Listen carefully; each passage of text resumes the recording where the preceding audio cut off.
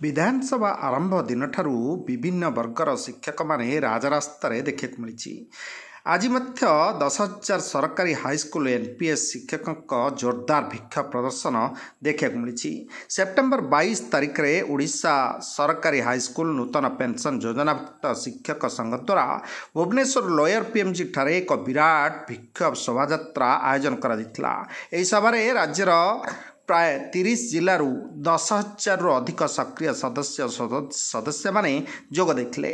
2004 रु 2013-14 मध्य ठिका शिक्षक भाव में नियुक्ति पाइथिबा एवं 2022 रिपील रूल द्वारा उपेक्षित होइथिबा शिक्षक माने ओडिशा सरकार का आर्थिक दुरावस्था समय मात्र 1500 रु 2500 टंका मासिक दरमा शिक्षादान करथिले।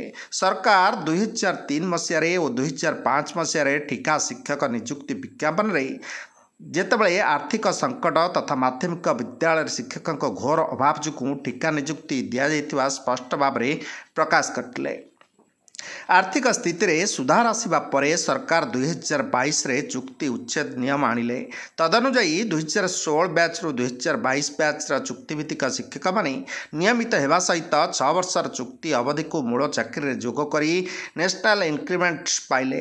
तत्कालीन सरकार ओडिशारू ठिका प्रथा उठिला बोली डिंडिम पिटिथिले, किंतु अद्यावधि ओडिशारू सबु विभाग रे ठिका प्रथा उठी पारि नाही।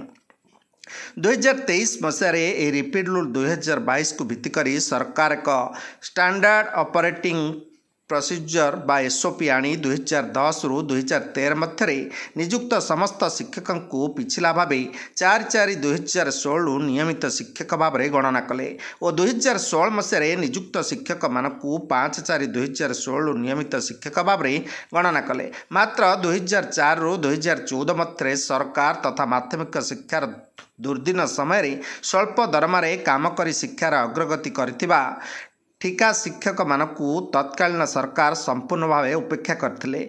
2023 मसीह यह अन्याय असंगति दूर करने संघ बारंबार सरकार का दृष्टि आकर्षण करथिले मध्य सेमाने शुणी नथिले। एबे मध्य सरकार टाळटळ नीति अवलंबन करुछंती। एबे आउ बर्दाश्त कराजिब नहीं एवं खोद वर्तमान मुख्यमंत्री सेतबेले विरोधी दल रे थाई आमको अनेक प्रतिश्रुति देथिले।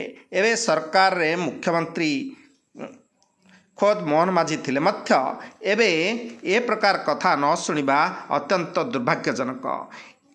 जदि यह भितरे आमर दाबी पूरण न करती तेबे आगकू विशाल विक्षोभ प्रदर्शन कराजिब।